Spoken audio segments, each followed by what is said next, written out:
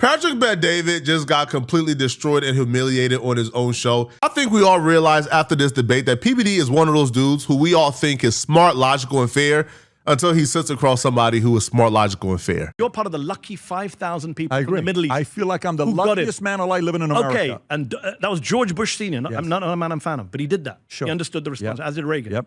You know, Donald Trump, since October, has allowed in 6,069 refugees only. Not 122,000, only 6,069. And do you know that 6,066, 99.9% of them are from white South Africa? Only 3 are Afghan. Dude. That's the numbers. Are you serious about That's that? a fact. Okay, you're serious about Pull it up, Rob. 6,000 refugees, the- all of them are white South Africans fleeing from an imaginary The genocide. previous guy brought more people than 4 presidents combined. Hold on, he brought in 125,000 refugees. He's trying to say, guys, time out. Let's get jobs for our people. No, we're talking about refugees. Refugees are different. It's not about jobs. Refugees, your international obligation. Like you're talking The refugee H-1B, program. green card, which one are you talking about? Refugees, vetted by, you know, the vetted program. Sure. Where you're vetted abroad. You check you're not a terrorist, all of that stuff. That's What what we happened did. to you? Yes, 18 Biden months did vetted. it too. He allowed 125,000 people. He upped the cap. Okay. Trump dropped the cap with Stephen Miller to 7,500. Okay. And since October, he allowed in 6,069, according to the I Washington want to know Post. where you're going with this. He allowed in only 3 Afghans and 6,066 white people from South Africa.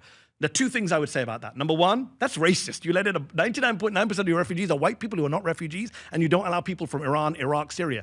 I'm not here to mitigate the obvious. Like, if you don't see MAGA being anti-immigration, unless it's white South Africans being a very indication that they're racist, then I'm not here to convince you, bro. You're clearly not interested in having an honest conversation. But here's where the conversation gets ridiculous. PBD spends a lot of time on his podcast demonizing and vilifying immigrants who come here seeking asylum. Some of those immigrants have to cross the border illegally to seek asylum, to apply for asylum, but when they apply, they get released until their next court date. Now, PBD vilify and demonize these people. Now, I'm not pro illegal immigration. I don't think anybody is. But at times, desperate people do desperate things, and crossing the border is just that. PBD spends a lot of time going off on these people, going a tad bit beyond just being against it, but he treats these people and he talks about them as if they're literal evil villains in the story of America. But Mehdi Hasan is so brilliant, he was able to get PBD, after being cornered, to admit and confess that he would do the exact same thing these people would do if he was in their position. So the 90% of his shows vilifying these people as if they're evil villains has been exposed as an absolute grift. Because if you would do the exact same thing these people would do if you were put in their position, then you talking about them in the manner you talk about them as a minority is clearly you grifting to the dominant society. The second point is, Donald Trump wouldn't have allowed you into this country, and yet you sit and support. You voted for him 3 times. Donald Trump would not have allowed little Patrick Bet-David into this country. How do you feel about that? You're so funny. A genuine question. You are so funny. It's a genuine question. He wouldn't have let little Patrick Bet-David in. No Iranians were allowed in this year. So how would you have gotten? You know what would have happened? We would have waited 1 more year, 2 more years. For a Democrat to come and let you in. Bush Sr. let us in. He was a Republican. Don't act like a better Republican. No, but that's a non-racist That's Republican. not the point. Before we get this video started, if you want to learn how I made $142,000 from YouTube this month, join my community by clicking the link in the description. That's where I give you guys all the tools to grow on YouTube and make money, as well as offer you guys the opportunity to make videos with me, to do joint videos, joint reactions that get posted on both our channels. I also promote your videos on my social media pages. Don't you want to work with me? Like, click the link in my description to join my community. Let's get started. Let's grind. Let's make money together. The part that is the point. He did not allow in Iranians, Iraqis. Mehdi. Donald Trump has blocked refugees like yourself. Patrick Bet-David would not have been allowed into America find a way to get under here. Donald You Trump. don't know me You would have well come in illegally. I would have You're came here pro-illegal immigration. You're so This funny. is so interesting I would have today. made it here, Pat, buddy, you heard it legally. here. You're going to clip Ilhan I would Omar, have clip made it that. here legally. Patrick Bet-David said if he Post- wasn't allowed post in it, have some illegally, fun with these. he would come in illegally. The difference You heard between it. you and I. That tiny moment on that podcast kind of reveals 2 things. One, a PBD has a crab in the barrel mentality that you see from a lot of minorities, is when they make it to the top, they start adopting language like, grab yourself up by the bootstraps. They start kicking the ladder from the top so other minorities and other people who look like them don't come to the top. PBD is doing the exact same thing, right? PBD, who has admitted, hey, I would have came here illegally if I had to. I would have found a way here. They wouldn't have been able to keep me out. But because he's here and because he got a lot of handouts from the government, because he was brought here, right? And he has openly admitted his parents was on government assistance, when they got here. He got successful, and now he's supporting policy that's keeping people like him out. right? You understand how cruel that is. Now, you don't have to support, right, all immigration or immigration at all. But you do have to understand the absurdity of being PBD or looking at somebody like PBD say, if I was in their shoes, I would do what they do. Yet I'm going to spend a large percentage of my podcast talking about these people as if they're absolute filth, they're villains, they're evil for doing what they did. It's absurd and it doesn't make sense whatsoever. But this is not the only time, PBD looks absolutely dumb. He outclassed them every way possible on every debate, every single topic. You start to think, PBD is like a serious political commentator. Like, y'all really take him seriously? Somebody that got deconstructed, destroyed in this fashion? And so y'all consider one of the leaders in political commentary on the right? Do you think the West, when it comes down to West, Muslims can coexist with the West? Took a handbrake. I'm curious. I'm Muslims. What do you think? Do you think they can coexist? Do you think I can coexist with I think you can coexist. Why me? Educated, you're a worker, you're now a capitalist, you're contributing, you're creating jobs. I would say you're a net positive. Do you not think most Muslims do that? I don't think depending on where they're coming from, they don't, because if their countries did a good job, why would they leave it? White supremacist talking point don't look well on people of color, bro. It just don't look well, man. Because, PBD don't even believe these things he's saying, bro. It's like he's trying to cook, he's trying to grift for his, white supremacist, racist audience. But, when he's cornering on any one of these talking points, it just breaks down. What do you mean? Hey, can Muslims adapt to Western society? And okay, what do you mean by adapt? Hey, man, can they get jobs? Can they work hard? Can they what? You think the majority of Muslims don't work hard? You think the majority of Muslims in this country, forget the other, let's talk about, right, the millions of Muslims in this country. You think the majority of the tens of millions of Muslims in this country don't work hard, don't got a job, don't contribute to society? It doesn't make sense whatsoever, right? And the question itself is so asinine that, when Mahdi gives even the tiniest pushback, he starts to draw back and draw back and draw back and concede and concede and concede. It's like, bruh, he wants to be a white supremacist so bad. It's just not fitting, bruh. Your heart not in it, champ. It's just not in it, bruh. It comes down to Muslims. 2020 vote to 2024. I love you. You did whatever you did. You came back to Muslims. Why are you obsessed with Muslims? Because you left Iran? You're raising your voice. Why are you screaming? I'm sitting right across from you, bro. Let's act American, not Middle Eastern. You shouted earlier. Out of curiosity, you have two people to choose as a candidate. One is a hardcore Republican, capitalist, pro-Trump guy who's a Muslim. Second one is a hardcore socialist, progressive, liberal who is a Christian. Which do you vote for?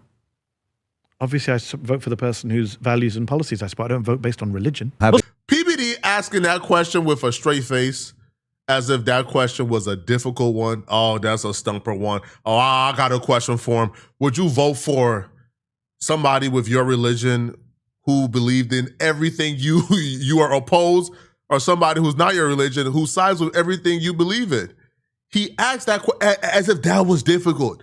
That's because he's infested with this MAGA cult-like mentality, and he can't believe to fathom that people who don't vote with a monolith, that people who don't vote with this cult hive actually exist. Yeah, bro. Yo, fam, just because you guys believe that Trump is the literal messiah and that MAGA is the cult, if you go against MAGA, you are a traitor and you're a treason to the country. Not everybody is into that, bro. People vote on their beliefs and values. Y'all vote because y'all are part of a cult. It doesn't matter what Trump does. If Trump goes against everything you believe in, you're gonna ride with Trump. Because if you don't, y'all believe that's treason. He asked this, as a serious intellectual, as if this was a hard question. I'm like, what type of human being is this? This was not an impressive showing for PBD at all, bruh. This man got cooked. This man got exposed. I didn't think the highest of PBD before this podcast But my perception of PBD plummeted after this podcast, bro. By the way, the big reason the Republican Party will not win over Muslims or Arab Americans in big numbers is because of the racism, Patrick. Fundamentally. That racism is BS. I don't think What? You don't think Randy Fine's a racist? Randy Fine's not my guy. But he's a Republican in foreign. No, he's to me is You don't think Donald Trump is a racist? not at all. When he says to Rashida Tlaib, you should go back to where you came from. She's if you from Michigan. don't like America, go back. She's born and raised in Michigan. That's racist, Patrick. When I grew up, you tell someone to go back to where they came from, you start a fight. Listen, we're both He calls from the Somalis garbage. Dude, we're both That's racist. What do you say to some conservatives that are worried about Sharia law making it into America? I would say, please do not worry. You're being lied to. You're being gaslit. You're being distracted. This is a fake moral panic that's been blown up. Because it'll never happen, or because Sharia law is not that bad? Because it's not. Two different things. Number one, Sharia law is not what you think it is. It's not happening. There's nobody I know who's pushing Sharia law in this country. It's completely fake, and it's being pushed in ridiculous places, not just Texas, Oklahoma, Indiana. Did you see the lieutenant governor of Indiana said recently, we need to hate Islam. It's a demonic religion, right? And I'm going to fight radical Islam and Sharia. Do you know what the Muslim population of Indiana is? Less than 1%. Like, this is ridiculous fear-mongering. It has 3x the U.S., I think, in the last 26 years, if I'm not mistaken. But Muslim population. But it's still not Indiana. But it's even nationwide. What is it? 1 to 2%. I want to say 4.5 million. It's which is yeah, what? you're right. It's 1 or 2%. But by the way, you're 3x and in 26 years. When Charlie Kirk gets shot or one of these right-wing dudes, if they get attacked, the first thing PBD and others will run to their podcast and say, we got to condemn the left got to stop their demonization of people on the right. They're the reason why political violence is at an all-time high. So you guys understand somehow how rhetoric vilifying people can somehow lead to violence, but don't understand how if you come on your show and you tell your audience week in, week out that Muslims are the villains, that Muslims are coming here to take over the country, that they're coming here to make Sharia law like supreme, that these Muslims are going to destroy America, they're like evading America, you don't seem to understand how that rhetoric could lead to violence among Muslims, right? You don't understand how that rhetoric could be the very cause why mosques are getting shot up in this country. These people are absolute evil, but it's beyond listen, if they were actually saying this and believed in it, then I would 100% say, you know what? That's a little better than not believing in this, simply saying this because you're grifting to your white supremacist audience. Because you're causing a lot of harm with rhetoric that you don't even believe in. That's like the rappers rapping about doing drugs and they don't do drugs. And they're convincing their 14-year-old audience and their kid audience to do drugs when they themselves don't even do drugs.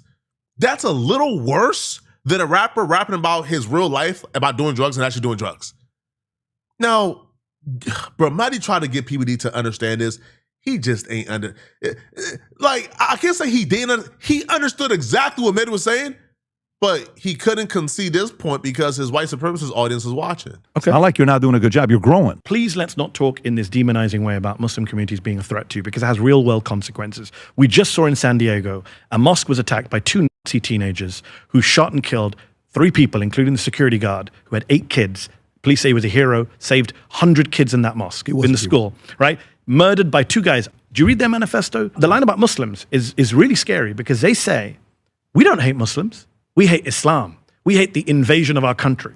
That is rhetoric that you hear on right-wing media. That is rhetoric that you hear in the House of Representatives. That is what you hear from Randy Fine. That is what you hear from Republicans. That is what you hear in America. So that is not just some Nazi shooter. That is mainstream rhetoric that has been mainstreamed on the right, and has real-world consequences. I've seen some of your shows. You've talked about Muslims praying in Times Square, that being some kind of threat. I would say just have a sense of what the real-world consequences of our rhetoric can be. Words have consequences. Crazy people out there can pick up weapons and think Muslims are coming to take over my country. For example, you did a show recently, or not recently, I looked it up because I knew we were going to talk about Islam here. You have a show on YouTube called Islam's Hidden Threat to the West. You have another headline, Will Muslims Run America in 30 Years? But you have to understand, if people get this in their feeds and their social media all the time, are you telling me that people are not going to start, if they hear Micah Beckwith of Indiana say Islam is a demonic religion, and then they hear guests on your show saying Islam's a threat to the West, and they hear Randy Fine saying Sharia law is taking over America, you don't think 2 Nazi See teenagers with guns are going to go, well, I'm going to go deal with this mosque down my street. You're telling me there's no link between that? Yeah, Come on. I'm talking about incitement. When you say Muslims, are they going to run America in 30 years? Of course not. We're 1% of the population. I don't think so. No, when you say Islam is a threat to the West. Oh, come on. 1% of the population. By 2050, you guys are going to be the biggest population in the world. You guys make 2.9 But not in America. Not in America. But look at the rhetoric that Nazis used about Jews in 1920s, 30s. These people are aliens. They are parasites. They're leeching off our state. The rhetoric is, it's very similar. So this is a myth that Muslims don't love America, and their families are worried for their safety right now. Y'all let me know in the comment section, what do you guys think? What are you guys' opinion on this PBD and Mahdi Hassan situation? If you're still watching this video and you want to watch another good video, click on this video right here to find out how Shannon Sharpe allegedly got exposed today for being gay with undeniable evidence. I'm going to see you guys in this Shannon Sharpe video. Click the hype button below and send me a hype if you really want to support. I'm going to see you guys in this Shannon Sharpe video. I'm out of here, folks. Peace.